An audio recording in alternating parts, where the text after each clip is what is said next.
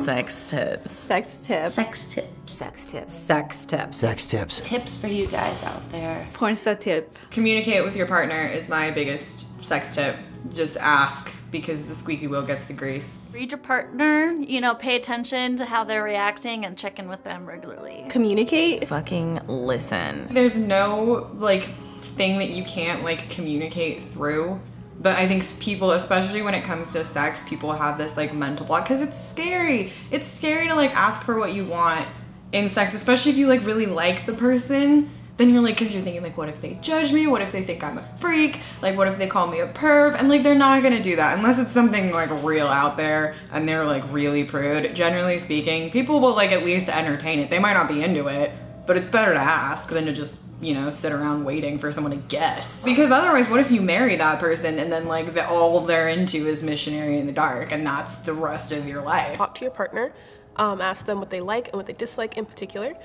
I feel like some people think, possibly because of porn, that sex is just supposed to always flow naturally, and it's always awesome when that happens and you just so happen to guess or know the things that person likes. But when porn scenes, what people don't really see is that we're always sitting down with each other and going over our do's and don'ts. If, like, I really like having my balls sucked really hard, but I don't really like having them tugged, or I'm okay with being slapped, but I'm not okay with being choked, and things like that. So we're going into it already knowing what our partner likes and what they don't like, and that makes the sex a lot better. So I can't sit here and tell you, like, oh, lick your girl's pussy this way and it'll definitely make her come, or say this combination of words and she'll definitely let you fuck her in the ass. You have to talk to them, talk to each other, even if it's awkward. Just ask them what they like. Talk to your partners. If you have something that you want to do, tell them. If you have something you don't want to do, tell them. If something is uncomfortable mid-sex, tell them. It's a hard thing to get to that point, but if you get to that point, like, if you can laugh during sex, if you can tell a joke during sex, if you can be like, hey, that hurts, and adjust and keep moving, like, anything that isn't just like, oh yeah, like, doesn't mean the moment's over. It just means that you're, like, laughing or communicating or taking a break or moving. And then you can keep having fun. If you don't like something, say you don't like it, otherwise they're gonna keep doing it. Given today's climate, I would say that, you know, getting enthusiastic consent would probably be my biggest piece of advice. Yeah, a lot of people don't understand what that is, and that they can be very violating with touching and doing things without asking. So yeah, I'd recommend just always getting consent. When I do scenes with people, I discuss everything ahead of time. We go over what their interests are, what their hard limits are, what they're curious about. I give people safety words, so if they have an issue, they can use their safety word of yellow to slow down or red to stop. And then once the scene begins, people begging and saying, like, please, Miss Maya, don't do this to me. That's not gonna count. But if they say red, that means I'm gonna stop. Do not do anything you are not comfortable with at all. If it's something you do not like, if it's something that hurts and you are unsure, do not do it.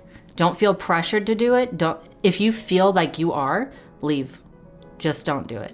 I think it's important for people to know how to treat their razor bumps if you're shaving your area, because that really, like, can enhance the beauty of your area, which can enhance the pleasure of how much people are willing to go there with their face or their hands, or just even, like, fuck you, period, because, you know, no one wants to see a bunch of bumps. It looks painful. So I like to use Tend Skin. It's this, like, liquidy alcohol kind of stuff that you can get at Ulta or order it on Amazon, and it's in a blue bottle with a gold top, and it's so easy. You just squirt it into a cotton ball and pat it on the area. And I use it, like, probably the next couple days, the second day when the stubble's starting to come up, because it prevents the ingrowns. That's what it does. I don't know if a lot of people do this, but I think it's cool. I learned this in porn from being on set with people. You're getting sexy with someone, and then we cut, you know, and then the person you're with might start playing with themselves just to kind of, like, keep the edge going, or for maybe they just want to play with themselves.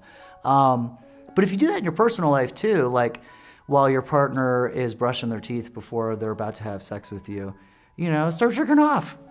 You know, like, get it going. It opens the window to them also jerking off, and then it makes it more about, like, yeah, we're there for each other to get each other off, but it's also totally cool to, like, get myself there. And it kind of takes the pressure off, but, you know, feel free to, you know, touch yourself. And, like, eat pussy and ass. Like, eat it. Put your fucking face in it. For a while. For a long time. For forever. Don't ever fucking breathe again. Keep your face down there. That's how you're gonna live your life. The clit.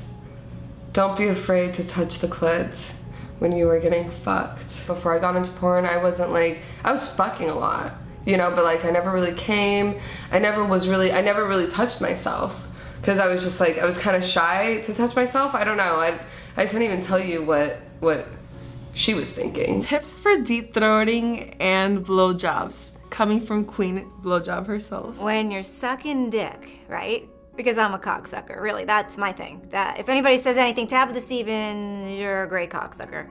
I will take that. I have like virtually no gag reflex. Like, I think if I wasn't doing porn, I'd be a sword swallower. Well, you just definitely have to just be relaxed. Don't be nervous.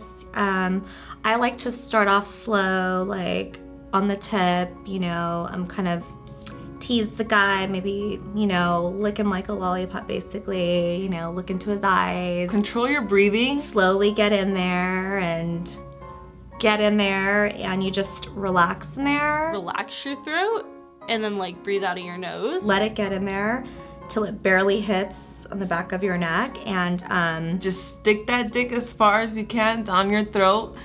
Gargle as much as you can, spit as much as you can.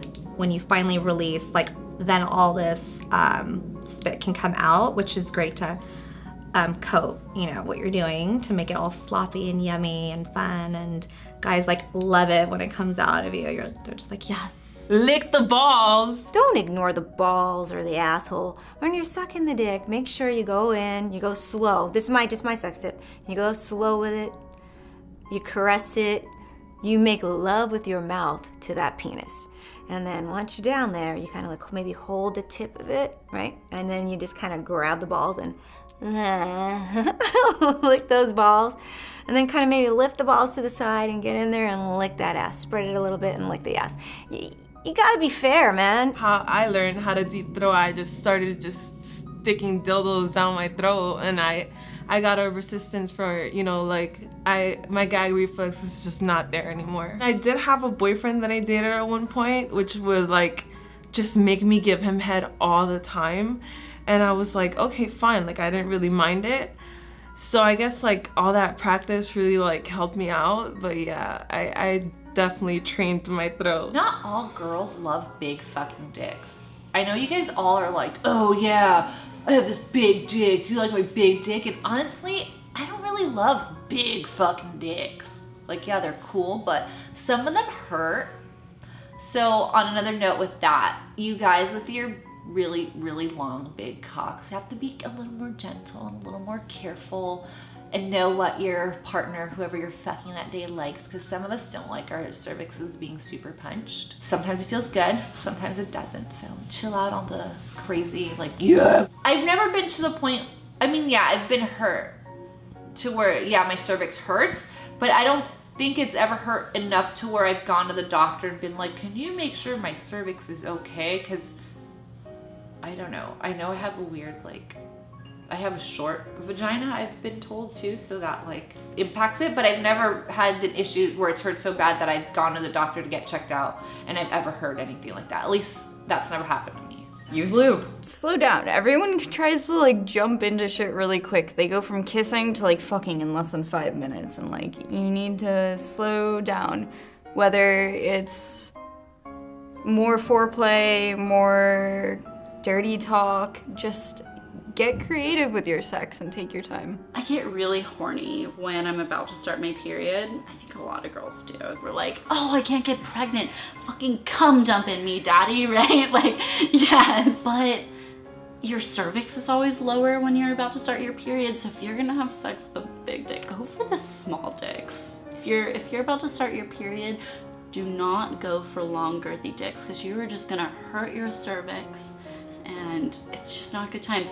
But also, I'd like to say that sex on your period, great cure for cramps, okay? Very, very good. also you could just do endless amounts of cream pies if you're bleeding. Don't eat asparagus before the date if you plan to squirt. Always hydrate if you're gonna squirt. And if you're a guy, if you want to make a girl squirt, like don't try to go like the harder you are, it's not gonna make her squirt. From here to the G spot's like it's like one tiny little thing, and you just squeeze that little spot. Clean your butt. Clean your butt. Clean your butt. Try butt stuff because you probably really like it, because I really do. Eating healthy is the key to anal. If you don't have a proper diet, no matter how many enemas you use, your body's not gonna cooperate. Don't try and shove a huge dick up your ass like all of a sudden. Like, take it slow. You don't want to tear your butthole. It's okay to just take your time. If your asshole starts bleeding, you can always put Vaseline in there and keep going. On Wikipedia, it does say that I am one of the 4 founding fathers of pegging, female to male strap-on. So, you know, I probably can tell you a few things about that, because we all know that every woman wants to be in the driver's seat at least once in her life. So the main thing is like, make sure you find a strap-on that's comfortable. Like, don't get one that's the dong is fucking hanging down to your knees and you're having to pull it up and there's too many straps. I always recommend the underwear strap-ons and start with a lighter, smaller penis until you know how to work that weapon, girlfriend. And then, you know, make sure you use proper lube and to take it easy. These bitches have never had anything in their ass before. So, you know, you want them to do the same thing to you. So, you know, do a little Lamaze, some breathing exercises while you're putting it in their fuckhole.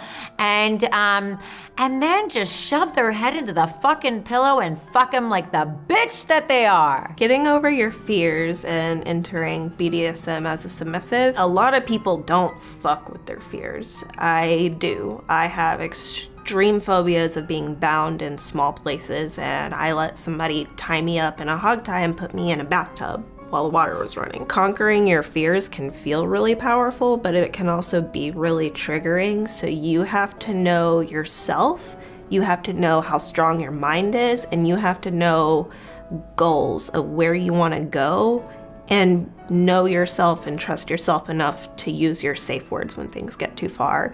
If you can't do those things, you should be taking even babyer steps and not fucking with your phobias, because you can hurt yourself and you can hurt your mind, and you can make a partner not trust you enough to play with you and help you with those things because they don't believe you'll communicate. Have you seen the video? And I'm sure if you watch BDSM as much as you perform in it, with the women bound and gagged and elevator in the floor, have you seen that? Yeah! So there is a BDSM scene where this guy moves his rug and he lifts this little thing off the ground, and there's a hole, like deep in the ground, big enough for a woman to go into. And she's bound and she's gagged, and he lowers her deep into this hole, puts the cover back on it, puts the rug back over, moves the ottoman over, and just goes and like hangs out while she's just in his floor. I don't know that I could do that, but I was very excited to watch somebody do it, and like the casualness of just him sitting on his couch while somebody is in his floor, like in a tiny space bound, was exciting. But I was like, that's a badass right there. I couldn't do it.